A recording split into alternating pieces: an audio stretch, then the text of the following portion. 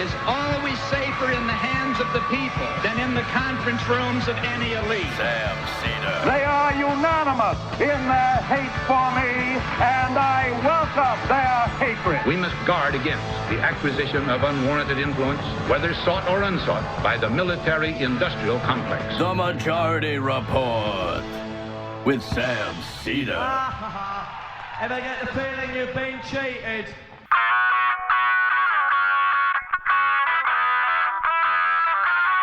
It is Wednesday, February 6, 2019. My name is Sam Seder. This is the 5-time award-winning Majority Report.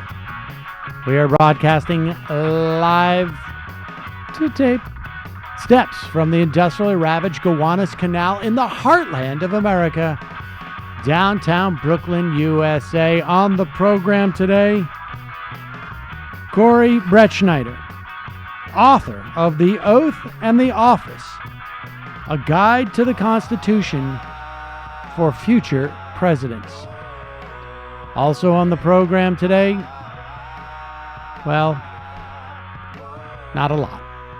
We did a full... We did a full coverage of the State of the Union last night. Donald Trump's an asshole. And... Lieutenant Andrea Salisbury City. The truth is, we're recording this last night, and we've been drinking all night, and we just it took too much out of us, folks. I'm not going to lie to you. And so on the program today, we're going to play that interview from Cory Brettschneider, and we'll be back with the live show on Thursday. However, we'll look back on last night. There were 3 major speeches. Donald Trump, where he, I think, very effectively made the case that he's not a Holocaust denier. And then we heard from Stacey Abrams, who I think, showed that she's incredibly charismatic. And excellent. She ran for Senate or for governor again. Able to pull off the... VP. Pull off the rebuttal to the State of the Union, which is sort of notoriously problematic. And then Bernie Sanders gave a, I guess his traditional rebuttal. He's done this for 2 or 3 years now. His was not televised. It was just streamed on one of his sites. And I think, on balance, it went a little long, but towards the end, he brought it home very strongly. He went directly at Trump. He obviously congratulated Stacey Abrams. And then also... talked very strongly on the drug war. He added some new elements, voting rights, integrated them. I thought it maybe was a bit long, but it was very good. And, of course, Amy Klobuchar sort of pre-announced at... in the middle of Trump's speech. Or no, I guess it was, God bless you, Matt. I don't know if it was, I guess it was at 8 p.m. I think that was Eastern. She announced that she's making a big announcement on Sunday. I don't know for sure that she's going to be. Maybe she's retiring from the Senate. It's either she's going to retire from the Senate or she's going to run for president. So. I have to say, if she does, I will need to amend something, which is I have predicted that Christian Gillibrand was my first, I should have stipulated, main or major Democratic primary candidate. I thought she would be the first to drop out. If Amy Klobuchar declares, I amend that. Amy Klobuchar will be the first to drop out. Well, that's too late because Richard Ojeda already. No, but I didn't consider of the top not of to the top, insult him. I like him. Tier. Yes, but I did not consider him to be a top tier contender. Okay, fair enough. Yes, or at least in terms of you could just also narrow it down to sitting senators. Sure, because there's going to be a half dozen. I'm gonna go with Booker in that scenario then. That's a respectable choice. Wow. Booker's out after Iowa. My soundboard. Wait, Booker is... You say Booker out before Gillibrand. You know what? I will bet you Chinese lunch on that. That sounds great. All right. I'm not sure why it had to be Chinese, but... Folks, speaking of lunch... Because I want it, because I'm drunk. Sorry, so restart the app. Lieutenant Andrea Bocelli.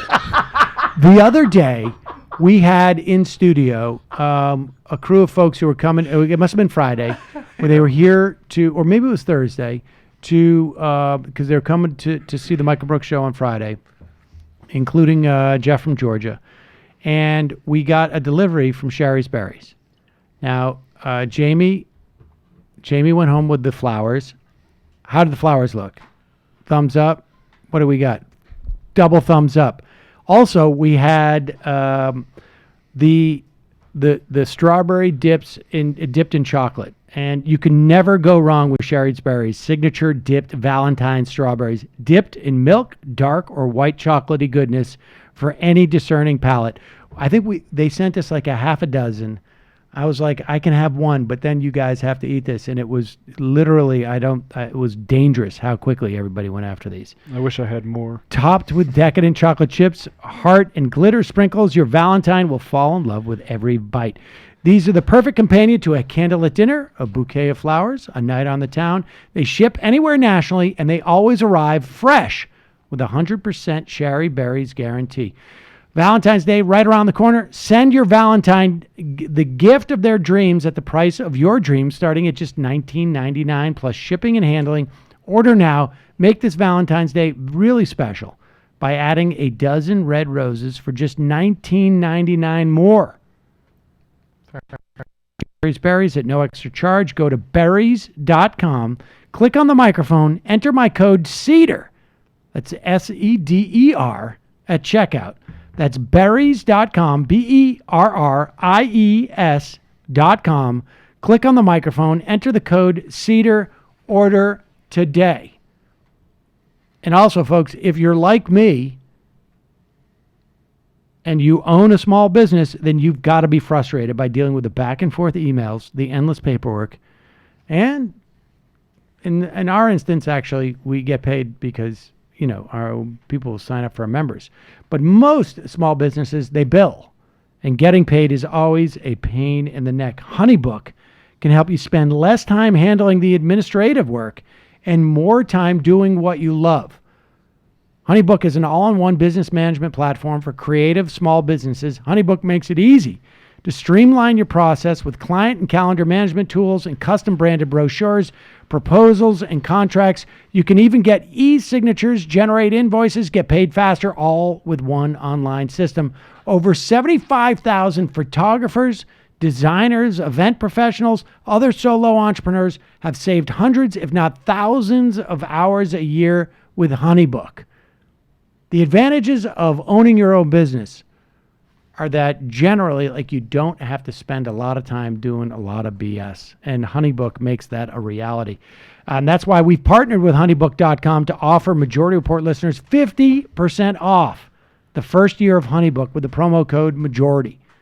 So get started at HoneyBook.com today. Use the promo code MAJORITY for 50% off your first year.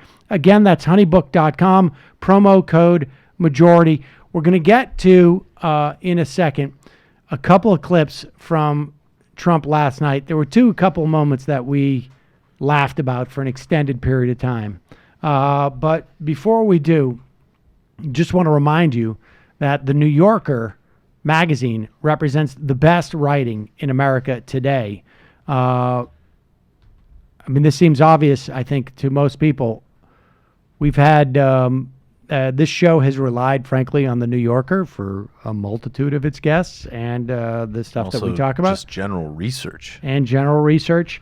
Both online and in print, the New Yorker covers a full range of topics, including politics, news, international affairs, climate change, popular culture, the arts, fiction, food, humor, and cartoons. Not to mention, the New Yorker touches on subjects that many readers may not have previously put much thought into, like the world's diminishing supply of sand, paper jams, stink bugs, and hunting down heirloom beans. Some of the New Yorker's incredible writers include contributors like Ronan Farrow. How much has Ronan Farrow, in the stuff that he has reported in the New Yorker, changed our culture over the past year? It's stunning. He did the pieces on Harvey Weinstein, on Les Moonves, and frankly, he's impacted things based upon the pieces he hasn't done. You got Helen Rossner, James Beard award-winning food writer who contributes essays and reports stories on all things gastronomic. You get across the board a full range of stuff. Every week, I am looking at the New Yorker for stories that we're going to talk about on this program. I am looking for folks to interview. I have been reading the New Yorker, I guess maybe in magazine form or in print for probably,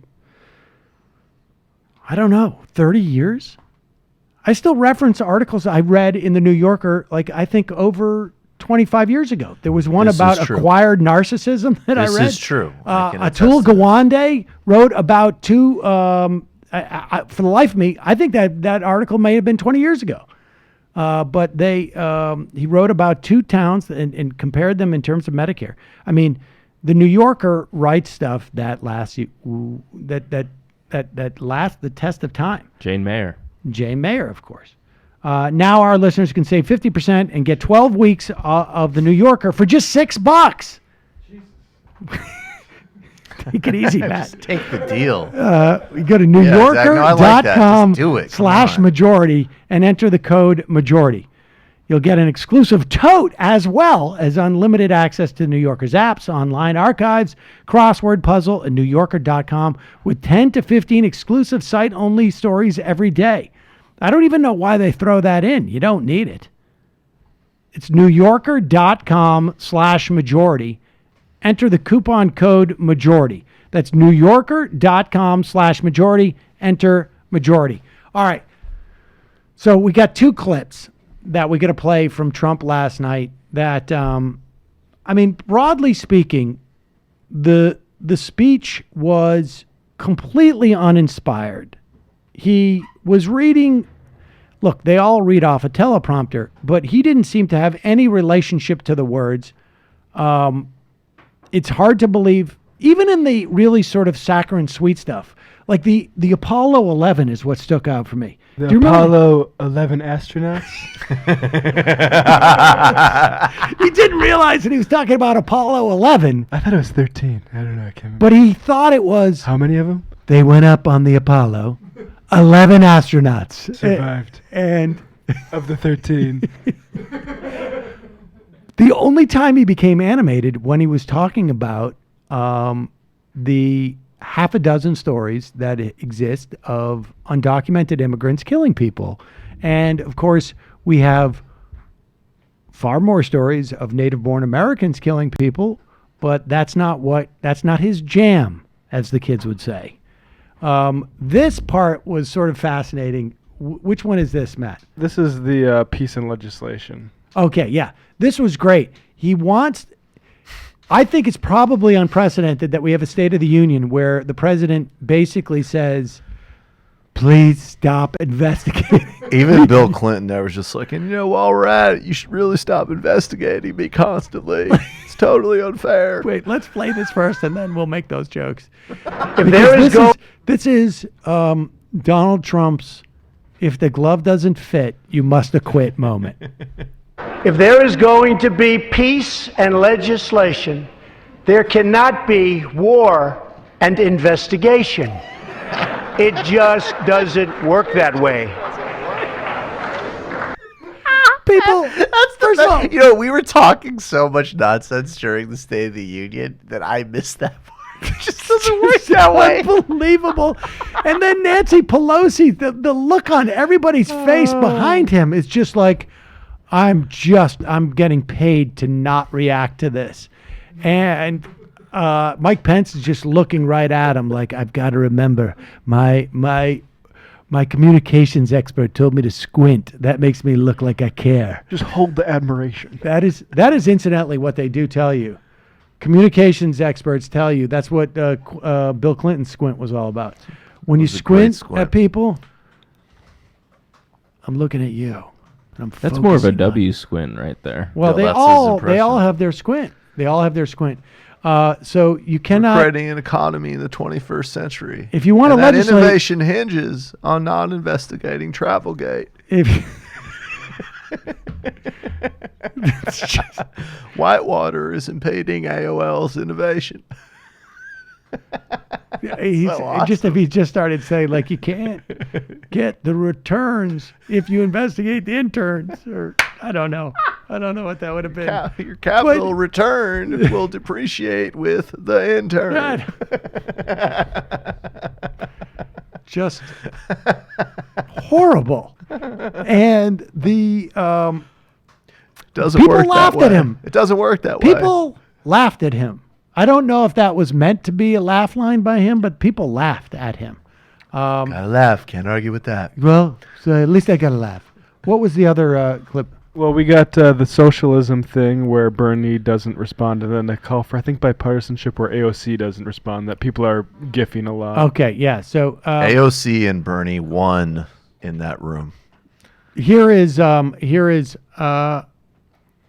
Trump, I guess, sort of acknowledging that that socialism is ascendant in our society. Like, I mean, when was the last time an American president felt like compelled, even during the Reagan years? Like, I don't think like the idea that Domestic socialism was something they had to mobilize against. Nope. I mean, I think this is a good sign. And Wilson or something. I just don't think that Trump. I mean, what's fascinating about this is like why sort of highlight this? I mean, because I don't think that Trump made a very strong case. I don't think anybody's going like, "Hey, man, he's right. We got to watch out for this socialism." I just don't think that was what the point of this was. Here in the United States, we are alarmed by the new calls to adopt socialism in our country. America was founded on liberty and independence, and not government coercion, domination, and control. We are born free, and we will stay free.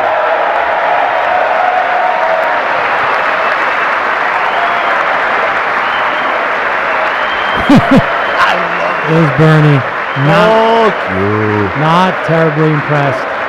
And and the interesting thing is that in his rebuttal, Bernie specifically addressed this and made basically what was I could only describe as an expansion of FDR's four freedoms by saying, we're not free if our wages are stagnant. We're not free if we are beholden to private insurance companies to make sure that we stay healthy. We're not free, et cetera, at that point. And so he specifically addressed that moment from Trump, but I thought it was a very, I think that a lot of this for Trump was just like, I've got to hit these basic things, otherwise, I'm going to lose Sean Hannity tonight. And so that was I think that was the agenda there. Well, if the bad thing about socialism is authoritarianism, Trump doesn't really have a leg to stand on. Well, you say that. I love freedom. I don't know. I love freedom a lot. Jamie, let me just say, you can't legislate if you're going to investigate. You can't legislate if you're going to bring that hate. You got me there. Think about it. I will also say that he did not do, you can't Southern District of New York me if I'm going to projork me. I don't know. I'm getting tired. Anyway, MS-13 is around. Yes. And you can't capture MS-13 if you insist on investigating a mean. Investigating and being mean. All right. And So being AOC. mean. All right. So AOC crushed something else, and then we're out of here. Okay. So okay, let's go. It's not even noon, and Michael's try some more of these. just pounding the beer. Let's do some more rhymes. Yeah, I like that. Can we do more limericks to make fun of Trump? Because I gave you the day off, so I'd like to keep you here for hours. Don't you think that's astonishing, though? That actually made it into a State of the Union. Oh, I think it's awesome. I think it's great. I would like to see more of that. No, like Leslie Lee said, it's hard to do comedy about Trump because nothing is funnier than Trump himself. That's true. I get to the jokes first. Punchline. Al Sharpton and Jesse Jackson called. He wants his line back. All right. So here is Donald Trump calling for bipartisanship, and look, I don't know. Like, we haven't had a chance to sort of like check around at this point, but is there any human being who can say like this was, sincere without being a total liar themselves? Let's listen to this. But we must reject the politics of revenge, resistance, and retribution, and embrace the boundless potential of cooperation, compromise, and the common good.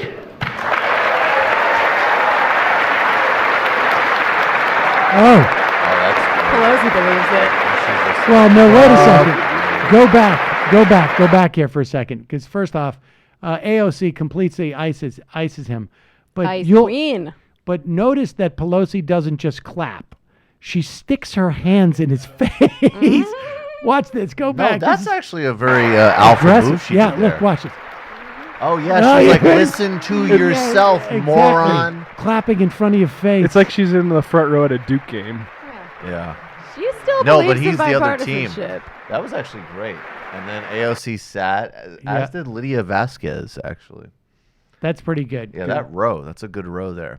So it was great. We've got a good interview ahead. Well, I mean, so it'll be interesting to see if I'm going to make a bet that Donald Trump's approval ratings rise 2 points because of this. I think that's exactly, and actually Vox, the headline to me is correct, which is that he is now officially low energy. Yeah, well. It wasn't. It was boring. I mean, even the stuff, because it's like the stuff we're riffing on was actually supposed to be something compelling. Like, right. He didn't write that line as a joke. He's got that slightly irregular mushroom dick energy, Well, part of it is also not only the mushroom dick energy, but totally predictable. All right. Totally predictable. Now to our esteemed That's guest. the thing, is that he's in the context of the State of the Union, and maybe that's just the nature of that speech, but everything that is interesting about Donald Trump is not possible in the context of that speech. Yeah. And his way of charisma, everything he does, it's not possible. And he's still doesn't, every year we're like, will he go off script? Well, nope. No. Brendan, I'm afraid you lose. Wow. I think I might win this bet, guys. More like a sad Wait, what was your take. bet? He's not going to pull out his dick that we can see, and all the pundits are going to think he did great. I don't think We're going to see about the pundits. Yeah, I don't think there's going to be. I think I'll we're put it beyond. to you this way: I think we're past that point. we're beyond that. There's going to be more energy given to Stacey Abrams than his speech. Regardless, I think so. She's even just like the horse race story of the night. I think that's probably true. She totally overshadowed I think him. people are going to be like, Stacey Abrams for real. She was the first person in years to deliver a State of the Union rebuttal and not hurt herself. Yeah. And I think that's a big deal because this is someone who, even her being, I think, running for governor in Georgia is a big deal. But getting propelled to national spotlight, particularly when all you hear about is Beto, this is a big deal, I think. All right, well, folks, we're going to take a quick break, and when we come back, we'll be talking to Cory Brettsneider on his book, The Oath and the Office, A Guide to the Constitution for Future Presidents. We will be back live tomorrow on this program. Just a reminder, you can support this show by going to jointhemajorityreport.com. We'll be right back after this.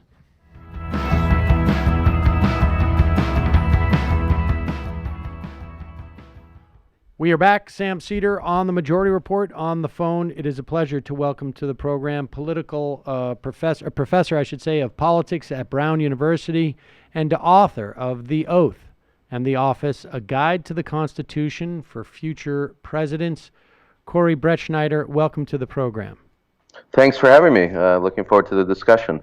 So, all right, let's start just with the idea of the oath, the relationship between the oath, because I have to admit that I don't I don't know that I ever talk about or even contemplate the fact that the first thing the president does as the president is to take this oath, and what its relationship to the Constitution means.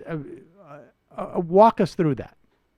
Yeah, I mean, as you say, literally the first second in office, it's the first thing the president does is recite a set of words that are prescribed word for word in Article 2, which creates the presidency. And one of the things that it does, too, is prescribe these first few moments. And to me, what part of the significance are the words themselves, but it's also the idea is a symbol, I think, that you're prescribing these first few moments in office. And what it's saying, I think, the Constitution to the president directly is, look, this isn't a anything goes kind of job. This isn't you won the election, you were elected by the majority, do what you want. There's a set of duties that come with it, a set of obligations to respect and limits as well on the office. So I think that there's a sort of deep symbol in the fact that that office has these prescribed words. And then, of course, in the content, to me, the most significant part of the oath is the requirement that a president commit to preserve, protect, and defend the Constitution, which is about most obviously not violating it, but also going beyond that to try to really, even if the courts, for instance, aren't going to require you to respect certain requirements of freedom of religion or the ban on establishment, there are things that as president you've independently committed to do. So the book is partly about the role of courts in stopping a president that does wrong and disregards basic rights, but it's also about the independent obligations of the office. And that's something that we have to start to look for as voters, I think, when we elect a president. And I think a lot of people haven't really thought about the oath. And, you know, when you're in a crisis like the one that we're in now with this president who is such the antithesis of the kind of president that the framers imagined, it just refocuses us, I think, on the basics and the basic requirements of the office, and that preserve, protect, and defend the Constitution is what I'm trying to get people to see as the focus of the presidency, and to return to the way that actually when we elect a president, to see that as part of what we're looking for. I mean, I mean, there's a tension there, though, right? Particularly with, I mean, there's obviously a tension with the constraints that the Constitution places on the president as interpreted and enforced by the courts, right? And then also by Congress. But there's also a tension between the sort of the proactive obligation of a president to protect and preserve the Constitution when the president doesn't have the ability to, or doesn't have, I guess, the power theoretically to say what the Constitution says. Right? Well, I mean, that's one sort of view, and I think it's a view that the courts have sometimes, this Supreme Court, for instance, has sometimes expressed that, you know, it's the role of the courts to say what the Constitution is, and these other branches do other things. But I'm what sometimes people call departmentalist. It's a sort of view that goes back to Jefferson, that says, you know, the Constitution is an independent set of words, first of all, and second of all, set of values, I think, that are independent of any one institution. And if that's right, that the Constitution stands as an independent thing, it means that any branch can interpret it. Really, any person, any citizen, you and I can do it just as well, I think, in many ways, better than the current Supreme Court. And so, yeah, I don't think it's just the role of courts to do this thing of interpretation. And I think that's sort of, you know, part of the problem that we've gotten away from, that, you know, it would be a real travesty, and especially given this Supreme Court, if we said, you know what, the courts failed to enforce the travel ban, and that's the end of the story. I mean, to me, that was a real failing, not just a moral failing, but a failing of constitutional interpretation. And the fact that the court failed to stop a president from doing so, doesn't mean that there wasn't an independent obligation of a president to not basically seek a ban based on religion, the most obvious violation of the First Amendment guarantee of free exercise of religion that there could be, and the ban on establishment of religion, the ban on specifically not favoring one religion over another. And even in that travel ban decision, which I was so disappointed in, Justice Kennedy comes right out in this sort of wishy-washy opinion. He fails to do the right thing. But he does say something like, look, just because we failed to stop a president, it doesn't mean that he hasn't violated the Constitution or his sort of independent role. So yeah, I want to get away from the idea that this is just a document for lawyers and just a document, especially for the Supreme Court. It's for all of the branches. And even more fundamentally, for me, the Constitution is a document for citizens that we all need to start to pay attention to, because there is no Constitution police. The court, especially this Supreme Court with this current makeup, can't be trusted to really guarantee the basic values, the rights that have been so hard earned over centuries, and including a war in the 19th century. And so if we can't trust this one institution, it falls upon the other institutions to do it. The presidency, of course, is not a place where we're going to find a defense of the Constitution right now, but it can be in the future. And that's part of what I'm trying to do, is to get people to see the next election as about a constitutional office and a referendum on the constitutional obligations of a president.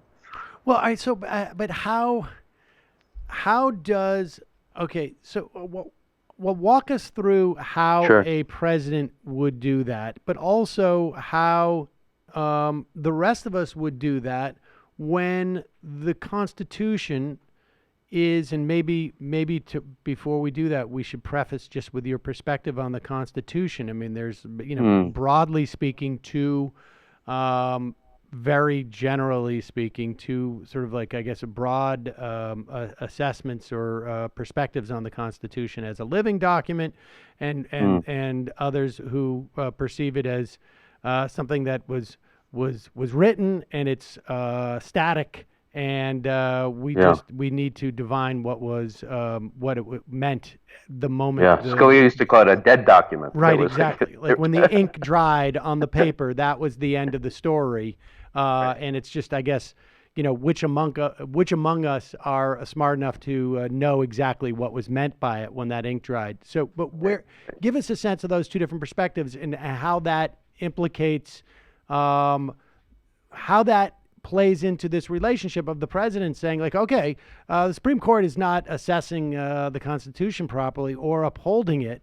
I'm going to step in. I mean, how does that work? Yeah. I mean, the first thing is we have to battle that out. I mean, I take a stand in the book against the view that's usually called originalism that you describe, the Scalia view, that the Constitution should be understood in the way that it would have been understood at the time that it was ratified or enacted. And so that means the 18th century if you're talking about the original Constitution, or the mid-19th century if you're talking about the civil rights amendments, for instance. And on my view, that really fails to capture the meaning of the terms when you start to read them. So when the Eighth Amendment says, when it bans cruel and unusual punishment, I don't think that cruel can just mean, what people commonly thought in the 18th century cruel was. So if flogging wasn't thought to be cruel, then that's fine. I think that what they did, what the words do, is they sort of invite us to, first of all, read their plain meaning, and sometimes they're plain, like the age of the president is very clear, for instance. There's not a lot of debate about that. Sometimes the text is clear, and sometimes it invites us to go beyond the text and to engage in really a sort of value-based, as I call it, or moral reflection on the meaning of the words. And we don't just do that free form. We do that partly by looking to the principles as they've evolved over time, to the case law. So while the Supreme Court doesn't have the final word and it can get things wrong, I think it also informs us through the history and through the cases. So in the book, what I'm trying to do is, I don't call it a living view because it starts from the text, but it also goes beyond it by looking to the values as they've been understood over time through the case law, and also through direct sort of common sense and through the history of the principles that we're talking about. So for me, you just have to read the text and talk about the specifics of the text. So, cruel and unusual punishment might not have been widely thought in the 18th century to ban the death penalty. But when the court in Furman versus Georgia said, the deep value of the ban on cruelty is incompatible with essentially the torture that's involved in capital punishment. or the current Supreme Court failed to recognize that, when you make a law based on intentional prejudice, based on religion, that to me, that's the most obvious violation of those two religion clauses, the guarantee of free exercise of religion and the ban on favoring religion, or the ban on establishment. So I think you go clause by clause, and you partly look at the words, and you can start with that, but then you also engage in, a broad value-based kind of inquiry in a way that the framers themselves did, that courts do, and that you and I are doing right now just in having this conversation. Okay, so I become president, and I'm an originalist or a textualist, and I say, I'm trying to play this part well, but I'm deeply skeptical. Right. I'm deeply skeptical, frankly, that we had agreement when we wrote this back in the day as to, even amongst ourselves, about how cruel we thought flogging was, which I think is problematic. But but nevertheless, I'm president, and so I interpret it this way. And why do I get to interpret the Constitution? I mean, so it's one thing for me to say, like, I'm going to protect and I'm going to protect and serve the Constitution, but I got news for you. I think it says something different than you do. What is the mechanism to, if not adjudicate this, to resolve it? Yeah.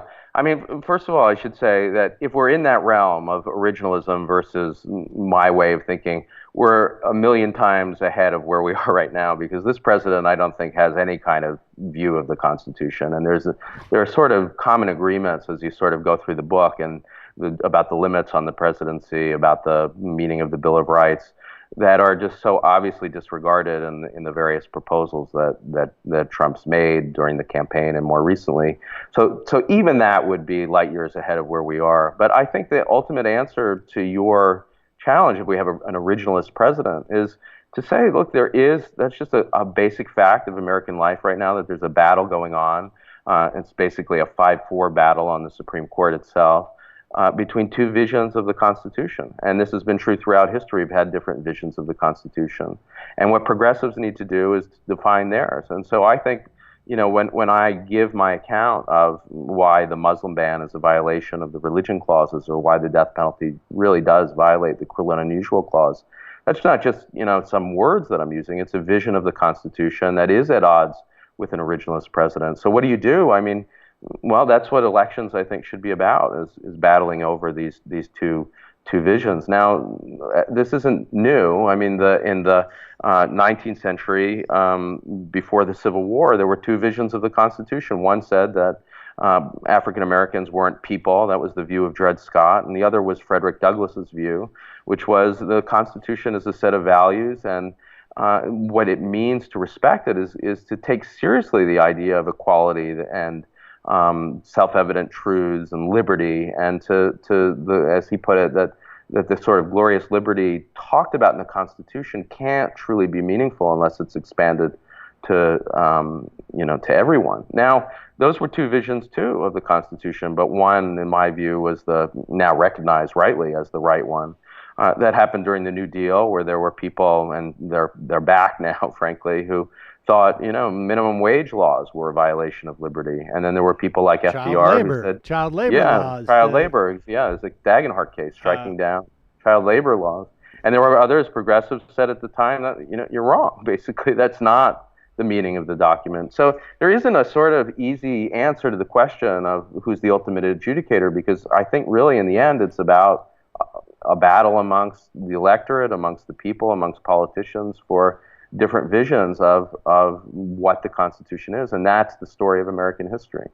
So, I mean, is that for you, like is that the primary value of the Constitution, not what is written per se, and not what is interpreted per se, but rather a dynamic that is grounded in or around the Constitution? Yeah, I mean, I think that's a good way to put it. I guess the way I would put it is that I agree with the originalists that the text is a starting point. Sometimes, like in that age requirement for the president or for representatives or senators, it's the beginning and the end. But in a lot of these issues, the most important ones that we're really battling about, abortion, religious freedom, free speech, it's the beginning, and it's an invitation to a kind of dialogue. And it's a dialogue that's partly embedded in the past and in past decisions, but ultimately it is about, what it means to carry those values into the future. And, I guess this way of talking is less certain than the originalist way of talking, but I think it's much more honest to what's going on when a court decides a case. I mean, when Roe was decided, or, we could take any landmark case, or Brown versus Board, which is sort of settled, people disagreed. Like, there was a case, let's take Brown, for instance, Plessy versus Ferguson, that said segregation is completely compatible with the idea of equal protection of laws, famously, because as long as the facilities are the same and are basically equal. And what Brown was about was a principled rejection of that view, and it said very clearly that separate is inherently unequal. Now, that's not something that, inherently unequal isn't found in the words of the 14th Amendment. It's an idea that the court's carrying forth. And it didn't have authority just because they said it. It had authority, I think, because it gave a kind of, I guess I'd say a vision of what American democracy is really about. I mean, it would sort of define the core ethos of the country. And so that's what I'm trying to do throughout the book as we go through the various powers, talking about war, talking about the Bill of Rights, talking ultimately about what you do with a president like this one who's gone rogue and is at odds with the Constitution, is to, I can't just say, here's what the words say, full stop, that's the end of the story. It has to be a kind of conversation about the values that are involved. So, when it comes to questions that we're talking about today, for instance, Nancy Pelosi's talking about the idea that I defend in the book, which is, although a lot of scholars say president can't be indicted while in office, right, I say, the president's not above the law. And that's an idea that you find in the U.S. v. Nixon case. It's what you find throughout the Constitution when there are limits on what the president can do. And in the oath itself, the idea that, a president is devoted to the law rather than him or herself. I want to let me just put a pin in that just for a minute, and, sure, and it's one because that obviously I want to get to, but before we get there, I want to sort of stay just one more question in this sort of like concept. Right. Is it in your mind worse to have a guy like Donald Trump, who clearly, I don't think I don't want to get into the prediction game, but if I was to bet a lot of money, if I was forced to bet my kids' college education savings on whether Donald Trump has read the entire Constitution or not, I would bet not. Yes, he did not get through it, I'm pretty sure. Is it more problematic to have someone like that, or someone who is manipulating the way the Constitution works? Or, what is more problematic there? Because, prior to Trump, in many respects, between Bush and Obama and Trump, I think we saw three different versions of of how not so great things can happen relative to the Constitution. The Bush administration had a very unique theory about the power of the presidency relative to the Constitution, and went rogue, I think, in many people's respects. Obama came in and in many respects codified. Rather than say this stuff is outside the bounds of what the Constitution allows and American law allows, tried to bring it into a system and sometimes had to sort of stretch the box a little bit, but wanted it to be codified because he had the same inclination, I think, that, many law professors would have, is that we need a rationale for this rather than because if we don't have a rationale, then I got to lock them up. But otherwise, we can put it into some type of system. And then Donald Trump comes in, and it's completely willy-nilly. It's like a monkey playing chess type of situation. Yeah, it's a great question. I mean, I'll just give you a quick answer and then sort of build up your point. I mean, I do think he is by far the worst, and that the sort of ignorance of the Constitution combined with the disposition that is really not just against the words of the Constitution, but really its core values, especially the idea of equality or the basic ideas of freedom. That's the most dangerous thing I think that we've seen, period, in the history of the country. But that said, there have been, and in the book I'm critical of presidents in the past who have certainly been, well versed in the Constitution. So take Woodrow Wilson, who was probably one of the greatest constitutional scholars, certainly of his time, and was president and used the office in a lot of ways because of his confidence in a way that was at odds with the basic ideas of the Constitution. So, he not only is quoted at length in Birth of a Nation, the film about celebrating the Ku Klux Klan, but he views it in the White House. And, he sort of does it with a confidence that this is somehow compatible with the Equal Protection Clause. I think he must have known better, but it was something about the confidence, I think, of how much he felt he knew the document, that he felt empowered to do this sort of thing. With Obama, for instance, and the failure to seek a resolution in Libya, that's another example, certainly, of a law professor, somebody who I think was in many ways a great president, but really went wrong when it came to the abuse of the war powers. That confidence, I think, came partly from his deep knowledge of the document and of the debates. But what you get with Trump is just of a different order of magnitude, because I think he's on really every dimension of the Constitution, his instincts are contrary. So, I mean, think of the threat to lock up and imprison your political opponent. I mean, nothing could be more at odds with the idea of free speech in the First Amendment. It's sort of the core meaning of it is not to do that. Or the proposal to torture the families of suspected terrorists, not just the terrorists themselves, of obvious violation of due process, and not to mention cruel and unusual punishment. So, I mean, we could keep going through them. The travel ban gets fixed by the lawyers eventually, but he keeps saying, and certainly at the beginning, no, I want a Muslim ban. Anybody who knows anything about the Constitution wouldn't do that, and those kind of combination, I think, of these things amount to somebody who doesn't get the basics of the rule of law, who is an aspirational fascist dictator. He hasn't achieved that, but I think that's what he envisions himself. So, I take it very seriously when he praises the dictator of North Korea. It's part and parcel of the idea that he has no knowledge of, and I completely agree with you, of the basics of our system. He said at one point early, in the campaign that he was talking about his sister, who is a judge on one of the federal circuit courts, high-level judge. She at one point said that the partial birth abortion ban was unconstitutional, that it violated Roe versus Wade. And he said, I don't know why my sister signed that bill. And it's like the most basic understanding of Schoolhouse Rock. But it's more than that. It's also the disposition to kind of be against the rule of law. That's what I think really does make him the worst president. Right. It's not that he doesn't have an understanding of the Constitution specifically. It's that he doesn't even recognize the concept of the rule of law.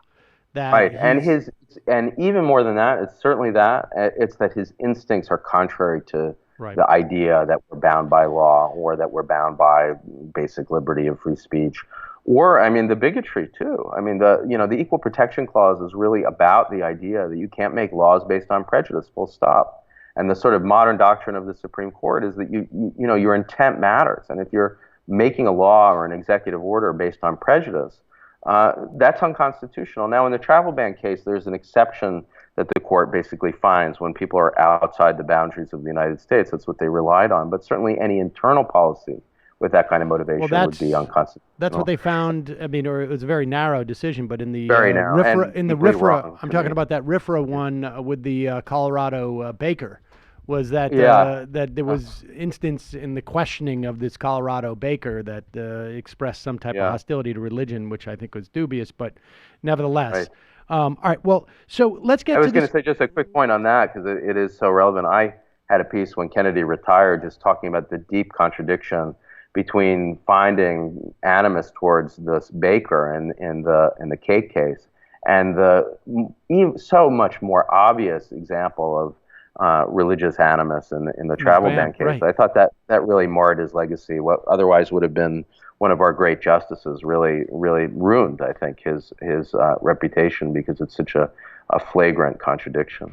I think I can come up with a couple others too. The idea of there is no appearance of bribery when it comes to in Citizens United. Sort of sticks in my craw a bit. But there's and there may be one or two others. But let's not digress here. Let me ask you just in terms of. In terms of the DOJ has found, their interpretation of the Constitution is a sitting president can't be indicted. Does that mean that he's above the law? Like, isn't the issue that there is a different mechanism to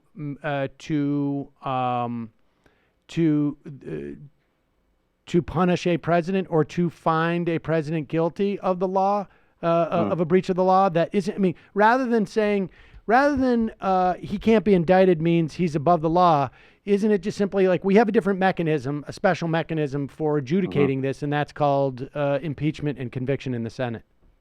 Yeah, I think that captures the debate really well. And this is one of those instances where the text isn't going to, answer it. And certainly we're not going to get agreement from the framers. Hamilton made exactly the argument that you're making. He said, look, it's not that the president isn't above the law. It's that there are two separate processes, and impeachment has to come first. And by the way, the president can be indicted after he or she is removed through that distinct process. And what the memos do is they try to draw on that, and these are memos, I should say, written by the Department of Justice, Office of Legal Counsel during the Nixon administration, and then another one during Clinton. And incidentally, just tying back to that earlier great question that you were asking, the existence of the Office of Legal Counsel is sort of a recognition of the duty that I'm talking about. Right. What that office does is it really, its sole function is to take all of the actions of a president and to hold them against the Constitution and to say what's constitutional and what's not. And they're supposed to tell the president basically, sorry, you can't do that. And hopefully in the future, they're going to play an active role in stopping this president more than they have. But on the indictment question, what the memos say is they sort of start from that Hamilton point, the point that you're making, and then they make two other points. They say, look, a president is unique in his or her role. That's why there has to be a separate justice process. Because if the president is basically trial, the entire executive branch is going to stop functioning. That it's that important a job. It's the sole person that runs a branch that's got now more than 2.5 million people. And then the other argument is that there's a kind of dignity to the office that immunizes the president from the legal process. So that's what the memos say. They sort of build that argument up, and certainly they don't think that they're saying that a president is above the law. They're just saying that it's a sort of unique position. But I think it's just wrong. And when you start going through all those arguments, you see why. And here we're helped not just by thinking about that idea of the rule of law, but also the cases. On the too busy argument, I mean, first of all, with this president, I think it might be a good thing if he was distracted. Right. But they also work things out with courts. It's not that, the court basically demands you be there without any sort of coordination. And if you think of the enormous coordination that's going on all the time in the executive branch, moving the nuclear suitcase around the world, for instance, it's possible to work it out with courts in a way that I think, could accommodate the president. To me, it seems like the most compelling argument is simply you wouldn't want the law to be used as a weapon in this way. I mean, that you wouldn't want it to be weaponized as a political weapon, and if you were, you should make it an explicitly political, or I should say, and the only way to prevent that from happening is to make it an explicitly political thing. Mm-hmm. Well, I do think removal is rightly exactly that, and when we could talk about impeachment, but that's what I'm saying. That's what I'm saying. Yeah. That's why I'm saying impeachment as opposed to indictment. Right. I mean, frankly, an indictment would have that. I have an issue with a lot of the work that Robert Mueller has done. In a lot of his career, frankly. Same with James Comey. And Yeah. and so and you know these guys, you know, I think at times were tasked or were undertaking inappropriate things, particularly when it comes to like Muslim surveillance back in the aughts and whatnot. And so, you know, maybe I don't want them to have the ability to bring an indictment against the president because I just don't trust them that much. Well, and Ken Starr is your best example, I think. I mean, that really was a sort of rogue prosecutor that was, in the end, didn't indict, but talked about why you should be able to. So I guess to me, you know, I don't want to discount that. There's a danger of political, you know, prosecutions. And that is, I think, largely what happened during the Starr period. And that's why the independent counsel law, which, you know, basically protects Starr, couldn't have been fired, unlike Mueller.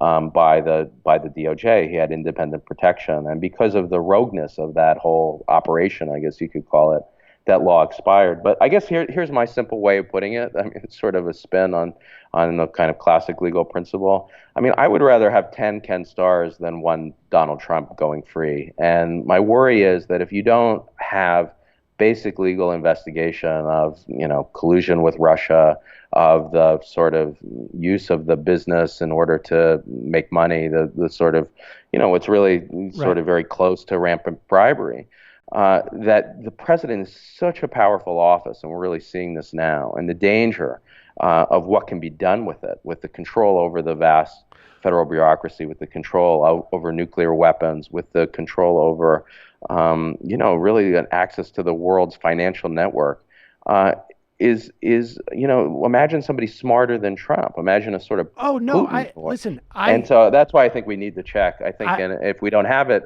impeachment might not work. I think investigation is important. I'm skeptical of the indictment, and I'm also, and to be totally honest, like, I'm not convinced that Ken Starr didn't bring us in many respects, Donald Trump. I mean, it's not a hard thing to draw a line between that 7-year, multi-million-dollar investigation into basically both those Clintons to Donald Trump's election. A lot of the same people were involved, frankly. I mean, this enterprise started the careers of a lot of people, but and I don't want to downplay the danger. I guess I think, you know, the problem with impeachment, though, although, you know, we'll see what happens when we have a new Congress, of course, but is that, you know, Hamilton sort of just assumed the following thing, and, you know, I could see why. It's common sense. Look, if it turns out the president has committed a crime, you don't need a prosecution because the House is going to immediately impeach and the Senate's going to try and the person will be gone quickly.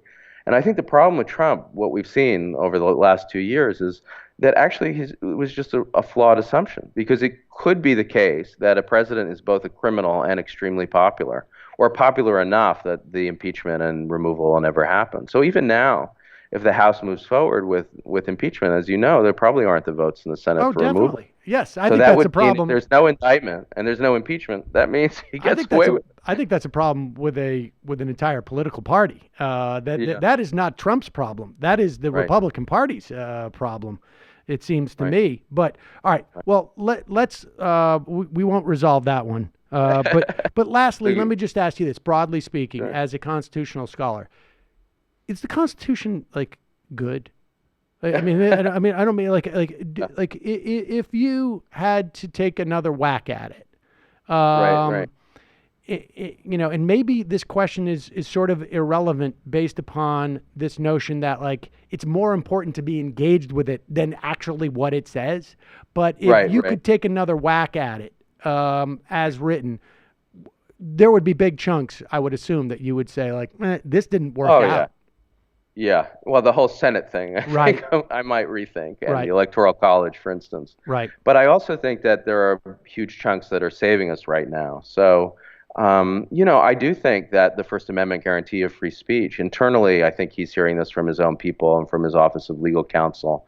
But I do believe that even this Supreme Court, as bad as it is, if he were to try to carry out, you know, his change to the libel laws, his desire to, I guess, prosecute Saturday Night Live for its libel of his greatness, that, you know, those basic protections of freedom and liberty, I think, certainly are there in the document, and I think would operate in the way that they're supposed to.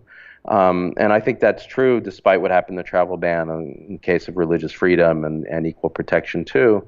And more than that too, the structure, as much as I think that there, is a problem with the Electoral College, the idea that there are co-equal branches, I think, is also a thing that when you have a demagogue like this who's succeeded in being elected, starts to kick in. So, thankfully, we now have at least one house, that the House of Representatives has gone into the hands of much more sane people. And they'll have investigatory power. They'll have, the ability to look into many of the questions that we're talking about in the way that no one has before. I don't know that they'll succeed in removing the president, through the impeachment process, but it is a check. And all of those things are by design. They're all, I think, about the possibility that, they wanted to get away, certainly, from the weakness of the Articles of Confederation, but the framing document was also about the worry that we would have a demagogue come to power, and that the thing is designed to protect liberty and to protect the rule of law from such a person. And,